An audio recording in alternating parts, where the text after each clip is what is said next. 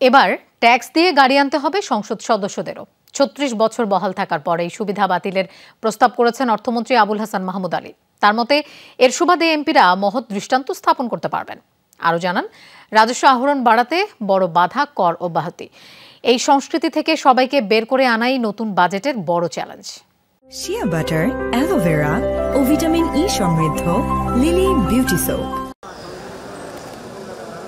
বাংলাদেশের সংসদ সদস্যরা শুল্কমুক্ত গাড়ি আমদানির সুবিধা প্রথম পান এরশাদের আমলে। ১৯৮৮ সালের ২৪শে মে এই সংক্রান্ত সুবিধা দিয়ে প্রজ্ঞাপন জারি করা হয়। পরে আওয়ামী লীগ বিএনপি ক্ষমতায় এসেও এই সুবিধা বহাল রেখেছে। কিন্তু নিজের প্রথম বাজেটেই সহকর্মীদের এই অভ্যাস ত্যাগের আহ্বান জানিয়েছেন অর্থমন্ত্রী।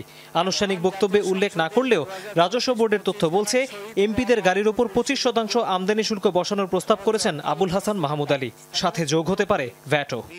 সকল স্তরে শুল্ক কর প্রদানের সংস্কৃতি চালু করার জন্য মাননীয় সংসদ সদস্যগণ কর্তৃক গাড়ি আমদানির ক্ষেত্রে শুল্ক কর অব্যাহতি সুবিধা সংক্রান্ত বিধানটি পরিবর্তন করা যেতে পারে। অর্থমন্ত্রীর বাজেটে কিছু আদর্শিক পরিবর্তনের কথাও বলা হয়েছে। তিনি মনে করেন, বাংলাদেশে কর জিডিপি অনুপাত কম হবার বড় কারণ কর অব্যাহতি। তাই নতুন বাজেটে এই খাত থেকে আরো ১৫,০০০ কোটি টাকা প্রত্যাহারের প্রস্তাব করেছেন তিনি। আবার ক্যাশলেস লেনদেনের শর্তে আরো ৩ বছর কর অব্যাহতি সুবিধা পেতে পারে আইসিটির ১৯টি উপখাত। কতিপয় খাতে ১ জুলাই ২০২৪ হতে ৩০ জুন ২০২৭ পর্যন্ত অর্জিত আয়কে করমুক্ত রাখার প্রস্তাব করা হয়েছে, যথা AI based solution development, software development, blockchain based solution development, robotics process outsourcing। চমক আরও আছে। অর্থমন্ত্রী জানান, 2 বছর পর আবার চালু হচ্ছে কালো টাকা সাদা করার সুযোগ। আসছে জুলাই থেকে 1 বছর 15% কর দিয়ে বিনা প্রশ্নে এই সুবিধা নেওয়া যাবে। জমি, ফ্ল্যাট, অ্যাপার্টমেন্ট কিনতেও এলাকা ভেদে নির্দিষ্ট কর দিয়ে কালো টাকা সাদা করা যাবে।